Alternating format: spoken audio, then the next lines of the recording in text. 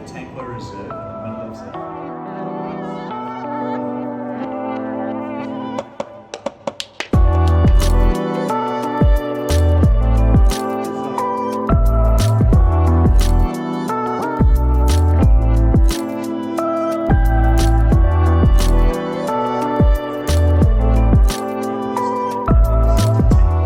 It's really good to have Dylan Jahnig with us this morning in our conversations together. And Dill is a family man, married, 4 kids, 3 daughters and a son. So he's not just good looking, he's also a brilliant father. One of the things I really love about Dill is that he's been fathered well, but he also fathers well. Thanks, man. I appreciate it. And some very strategic thinking. I love the way he thinks. I call him a fresh thinking a friend. He's got always fresh thoughts, which I love. So I love to have coffee and do that. And I want to say that he is his own man, which is rare in our day, because a lot of people want to be part of a brand or part of a kind of the thinking or the community of the day. I've watched him walk his own road, which is brilliant, and probably why we are good friends. Yeah, I was going to say, most of what you've just said is what I've learned from you. No, not at all. Fresh thinking, good looking. No, there's no good looking here. But anyway, let's just finish your bio from my perspective anyway. But he loves the church, and he loves the church with a capital C. He loves Link, and he loves the church with a capital C. And he has an incredible way with words. So if you've ever been around him, there's these words that we've come to borrow your term, words create worlds. And so that is true of him. So it's really good to have you. Thank you so much. It's good to be here. And we're going to have a good conversation, hopefully, around life, family, church, business, anything goes. So I want to invite you also to anchor with us. So Kelsey's also here on our right. She's kind of heads up our online community expression but I would of call church. it expression, So- spaces. And then Wanga is also around because these are the guys that are mostly behind cameras and things. So they're going to help in any way. And then welcome everyone else. It's good to see some old, young, and everybody in between. You're in between. You're in between, All right. So let's talk about life after COVID, Jill. It's good. Is it? What are we talking about? I mean, I definitely feel like there is something of a COVID history right now. I know we're still in the middle of it, but I like what you said there, life after COVID. Yeah. Not life during it. That was a long conversation. Yeah. So it's nice to be on the other side, but yeah, I'd be keen to see what are you feeling for that? What are you thinking? Yeah, I don't know. That's for me. I think there's a reticence in some of us anyway to go like, is there a 5th wave, 6th wave? Does it mutate? Does it get that thing? So, what are your thoughts? Or just let's say COVID is something that we're going to live with as like a flu. But now, what is the future going to be different because of it? Do you think? So I was chatting to a guy yesterday in our church story. He's a pastor in our area actually, and he said to me, "So what's this last 2 years been like for you? Like summarize it for you." So I literally had these words come out of my mouth. I said, everything's changed, and everything's the same. Yeah. Wow. And so it does feel like there is a sense of change. For sure, there's changes, and yet so much of the value of life remains the same. Maybe we're just seeing it with clearer eyes, whether that be a community, like even just sitting in a room full of people like this. What a privilege, eating a meal together. What a privilege. So that's kind of always been there, and yet it's changed in the sense that we're seeing it with new eyes. Do you think that some of the heartache, the difficulty has shaped our values? Oh, that's a great question. I What do suppose you guys different for everyone. Yeah, what do you guys think? Have values shifted because of the last 2 years? I think that some people definitely, they become a lot more fearful. So they're living their life more around fear than like actually their values that they had previously.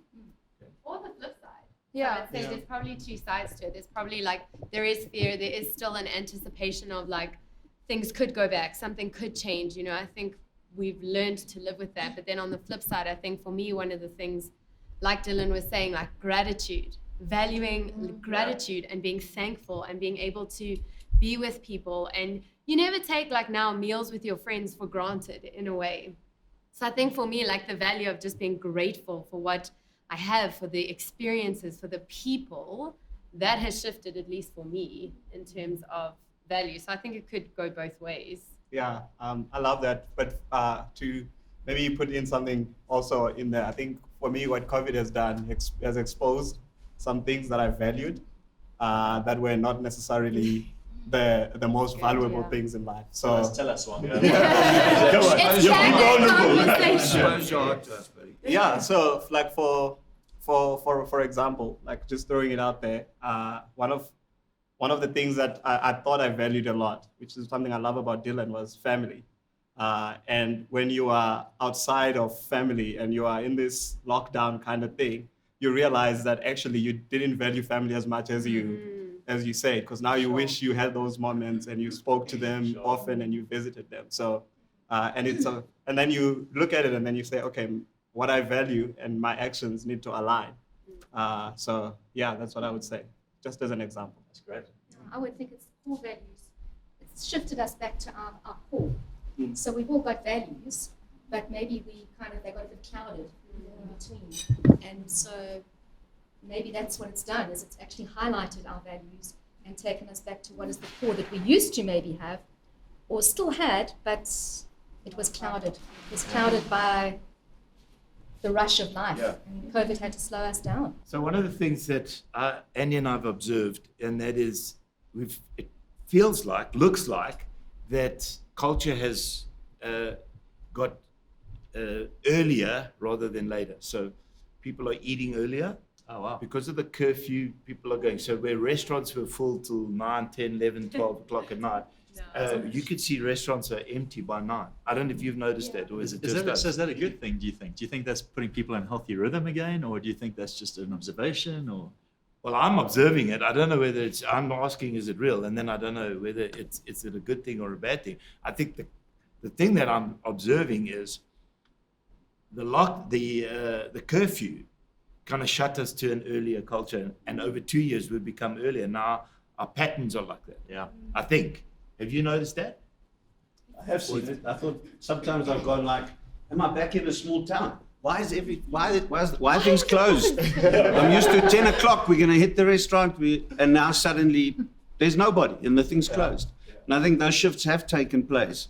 And it has forced some people back into family time and those kind of moments, because they've realized how important those are and how valuable they are. So you're right. So that's the observation is true, but now is it good or bad? What do you think? Well, I don't know. That's what I'm asking. I mean, if you live in Belito, it's always been closed at 8. So. This all sounds very normal, but I think the big loop we've all done is I'm not sure what I want. I know exactly what I want, and that's community.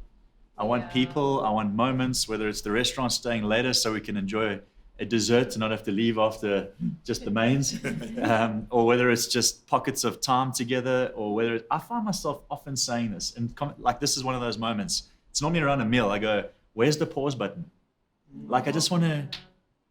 You mean like? I don't want it to end. I find myself like really just appreciating moments, you know, and maybe that's the whole COVID thing, like. Big loop around, like we know what we want, we don't know what we want, we kind of do know what we want, we need each other and we want more of this, you know, and God. Sorry, has it not also shifted the way we do family? Because I'm thinking of family moments with birthdays. We literally had somebody our family in Cape Town on an iPad, sitting at the table. They were eating dinner, we were eating dinner, and so suddenly now the distance, where in the past you used to phone each other a lot, it's become more of a face family time instead of a phone family time, where you have dinners together as family. Okay, so how are we gonna? What do you think is gonna? Just do some predicting future. Let's be a futurist for a moment. Let's go in 2-3 years time. What do you think is going to happen? We're just going to go back, loop back to what we had pre-COVID, or are things going to be fundamentally changed?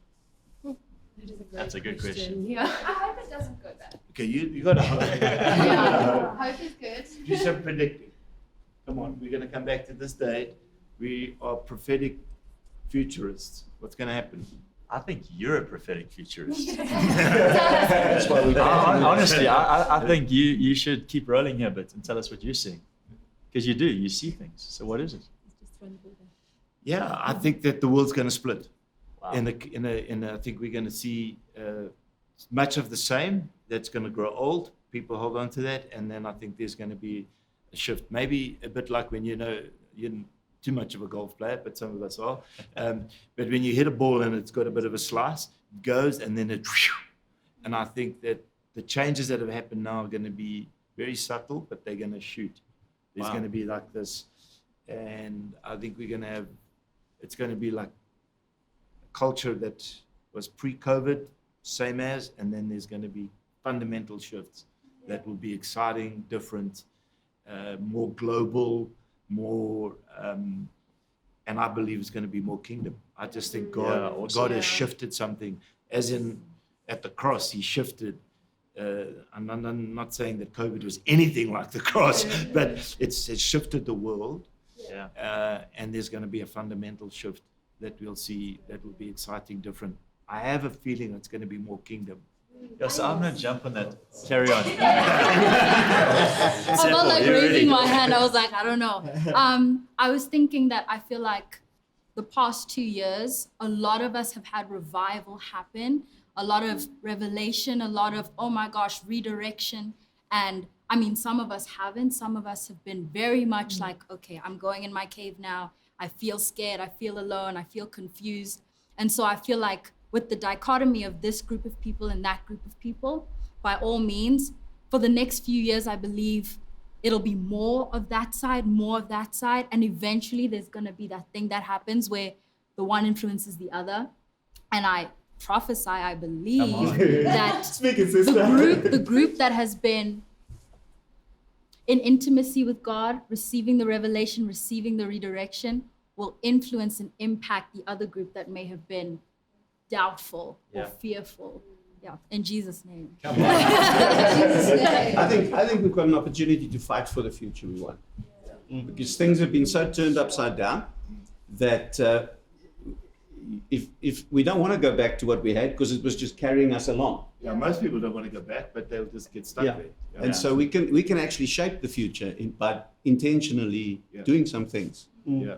I think it's going to be those that will intentionally take hold of that, shift whatever their positions, shift their thinking, all of that. I think it's a bit like that movie Frozen. COVID is frozen. It will just boom. I can tell you have granddaughters now. Yeah. Frozen. Boom. I think it's about 90% of the world will just be that, and 10% are going to start the revolution and a revival. I like that. That language would, for me, be better. I should have said that as a pastor, but I didn't. But I was thinking about it as well, because I also sense that there is this thing happening. And I'm not sure the scripture reference now. I should probably know it, but where it says creation groans, it waits on the sons and daughters of God to be revealed. Yeah. And there has been a groaning, right? This last 2 years, it's just been like this awkward, why are we feeling so tired and fatigued and wanting of something? And I think it's such a beautiful moment for us, not in our human strength, but just under God's grace to go, we're the sons and daughters. Yeah. It was always meant to be us leading the way, you know? And creation groans for us to be revealed. And what that looks like, I don't know. Sometimes it's revealed in vision. Sometimes it's revealed confidence. Other times in compassion. But there is a sense that God's hand is really on this moment. And it's a leading hand. It's not like a, I've got you covered. It's like we're shaping things, Can I shift the conversation, because I want to get through some others, and let's talk about war in Ukraine. Oh, that is so sad. But I want to talk about it. The sadness and that. But in the light of what we just talked about, is this where the enemy of heaven is actually shifting things very visibly in our world? Sure. And it seems like the world is just making platitudes, or there's a reluctance to go to war, and we can understand it. I think you can see in Americas they've been into wars, they've not done well. now to do this. It'll draw the world into a war. So is this now a new birthing of a rampant enemy expressing themselves? Because I mean, so let's go back to a conversation Wanga and I had, because he was going like, what's my view on what? Just rephrase that question. Yeah. I said, how would you end war? How would I end war? Yeah, Which is if like, you had the chance to.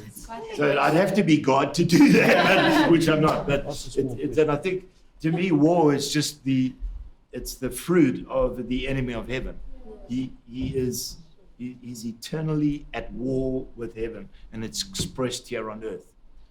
And so, is this again is it just a madman trying to stamp his authority, or is there a motivation of evil that started? And the world or the church is a bit asleep, still trying to wake up from COVID. So what immediately comes to my mind, I think of like a pressure cooker. And I feel like God is allowing the season of us to be in this pressure cooker. And it will either prune us, it will purify us, or it will burn things. So I think by the world being under this pressure cooker, it's almost challenging the church's participation. It's challenging us to be the flashlight in this really dark time. I was watching this prophetic word by, Rig Nation. And he was saying how like the word that he got for the next like 8 years is that things are gonna get darker, but it's gonna challenge us as a church to shine brighter. So that's what I think was the result of COVID now going into this. I think God is sitting down, and I know, because I also heard this from a sermon where it's like, the enemy knows the promises that God has for you. So he's not gonna be able to take away the promise, he can just challenge your participation. Yeah. So I think this is the enemy challenging our participation, and God allowing it because he's saying, will you shine brighter even though the times get darker? Yeah. You know what's so beautiful? I don't know everything about the war that's going on, I'll be honest. But what was so beautiful is seeing the Russian people step into their own city streets in an anti-war spirit. Yeah. And Maya Angelou said something so profound once. I was listening to an interview, and she said, if only we would wage peace as strategically as we waged war. Yeah. And I thought like that little moment in the streets, and the moments when churches do what they do, love, be generous, shape, change, whatever, shift. Those are strategic war waging moments that look a whole lot more beautiful than what we're seeing in the story of Ukraine right now. Yeah. And I think it is a challenge for us as a church. How do we strategically wage peace? That's a great question. And how do we as churches respond when we're on completely different continents? Yeah. You know, and we go like, oh, well, it's so far away. But the reality is, I was reading the Daily Maverick, and they're going like, well, petrol's going to be hit 30 Rand a litre. Bread's going to go up. All of this stuff, it's going to affect us, and it's almost like the bomb goes off there, but actually we're going to feel it here very, very intimately in our budgets, in our lifestyles, I think. Yeah. Wow. I think there's The church is coming out even there now. They're out in the streets singing and praising God, and I don't know if you've seen it on the YouTubes and things. Now, actually, the people in Lithuania, where the problem is right now, have come out, and they're just singing and giving God the glory. And I think that's where we should be doing it all over the world. Let the world see that there are people who want peace, and we're standing with them. And God is in control. We got to talk to the Creator. He's the one who's in control of all of this. We can look at the world, it's in such a mess, but God is still the King on the throne, and He's the one who knows the end from the beginning. And if we show our faith is in Him and nobody else, we can't go wrong. I've even felt that with COVID. It's just this whole thing is faith. Where is your faith? Who's in control? What is this really about? Thanks, You know, Psalm 91, it just lines it all up. If you stay on that route, we're fine. Thanks, So Dave. beyond the other question, well, how would you end war? Because I know you're not God crazy. But my thinking around this whole thing is what does the war in Ukraine say about us here in South Africa? How does it expose some of our beliefs and what we do? And has South Africa actually, if we look back our history to where we are at, known a time without war? Have we come to a point where we're like, we cool? Because there isn't bombs exploding, at least most of the time. But I mean, it's out there. I'm just throwing it out. That's my thinking with this whole thing. What does it say about us? What does it say about the war here in South Africa? And what does it look for us as leaders and people to engage in that? I know that the political and the journalists are highlighting the fact that in South Africa, our defense budget has been obliterated. We do not have an air force anymore. We've got no means. So all our money has been in through corruption, trying to plug holes. And so we would be a sitting duck to anybody that would, So maybe we're fortunate that we're at the end of Africa.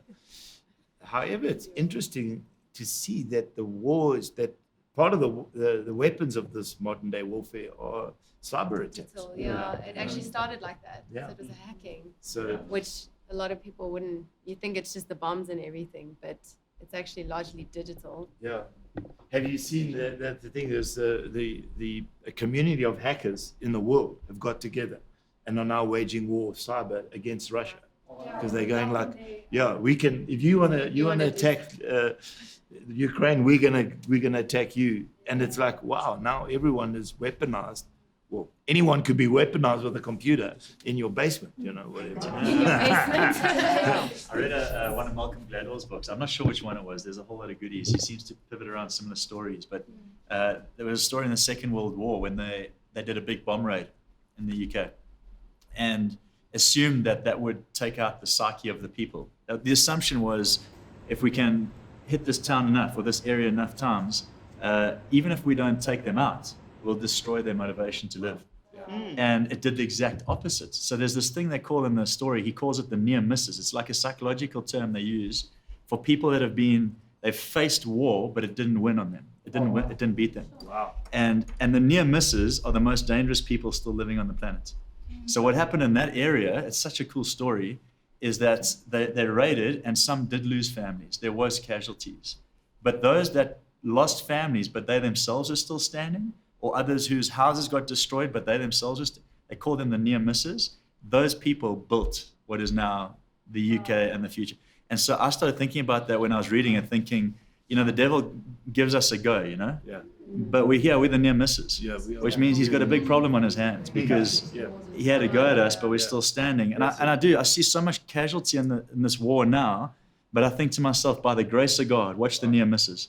Watch what they're going to build. Watch how they're going to respond. And as a church, we just got to keep reminding ourselves, like we're on that side of the story. Like the devil almost won, and then the cross took the victory, and we're like, you don't have us anymore, So We're the near misses. I think the same applies to COVID. People who were close to that thing happening, people around them had passed away. Totally. They've been impacted by this thing and they've come through this thing and they are dangerous because they value their lives. But I think this timing is strategic.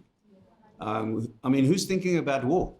We're all surviving COVID. We've just come out of a war. These guys are attacking. And I think there's a manifestation in the physical of something that's happening in the spiritual, where the enemy the world is in a vulnerable place, and he's like, now's my chance to take people out, and we've got to be alert. All right, I'm going to shift the conversation again and make it a bit lighter because that was getting quite heavy. Dylan, even the cameramen are still they've just slowed down a little bit. It's the sound guys. Somebody needs to relieve them. And let's talk design. Creativity. I like it. You like it? Okay, come on. Girls, take over the conversation. Come on. I mean, what kind of design? Because if you talk to me, I'm going to go digital design, but we can talk interior design. But actually, I went to Link for the first time a couple of weeks ago. And it was such a cool space. So how do you think design has influenced the spaces you've created? Good question. I can honestly say that I learned so much of this from Craig. Honestly, true story. We flew up here before we built the building to speak to Craig about what we should be thinking about. And that was when you first shared with me, we build buildings and then buildings build us, And I think just intuitively we've shaped spaces, but over time we've seen that to be true. The spaces start to shape us. So the more we we've had like 4 or 5 different phases to the building that you visited. And every phase, I think, has been us pushing the boundaries more so that we can shape something else. So does design shape us? Absolutely. So the question you got to ask is, what are you trying to shape? So in our world, there's like this little slogan we have going around our campus at the moment, which is rock and roll. And and I'll tell you why I say that, because people can miss out on this. They can think like metal. But rock and roll, there was this statement they wrote in the Rolling Stone magazine. I think it was Palmer that wrote it. He said, we didn't know what it was that so fabulously ripped the dull, familiar fabric from our lives. We asked our friends, their neighbors, and even their cousins, and we discovered that they called it rock and roll. So we figured we want our campus to have a rock and roll element to it, which is ripping the dull, familiar fabric from our lives. So does design play a role? I assume so, because when people come there, they do come alive. So there is something that's being ripped from them just by the experience of the space. I mean, we could talk, I know Craig and I, we love this space. But What are we talking about? Right? I'm grateful that he said to me, go after it, because we might have built something normal otherwise. So maybe I can just add on to that then. So how do you build that into a digital space? In design. You tell me. I'm just asking because do you see that as the same kind of space? So I have a friend that's helped us with our brand DNA at the moment. Her name's Nikki Riddle. She's awesome. And she's helped us put this kind of rock and roll ethos feel. I mean, there's more to it, but so what she'll do is if we post something, digital post, right? She will sometimes message me and say, that was tame. That was tame. That was tame. Tame. T-A-M-E. Like it didn't represent you well. And so it's been quite interesting. So how do you translate it digitally? I guess it's the same question. Like, does this communicate us?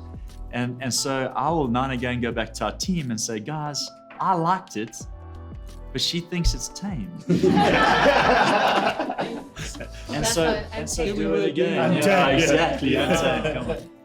But I'm not sure. I think there's so much to this, but I do think people they just follow trends, right? Rather than communicating authentically from who are we.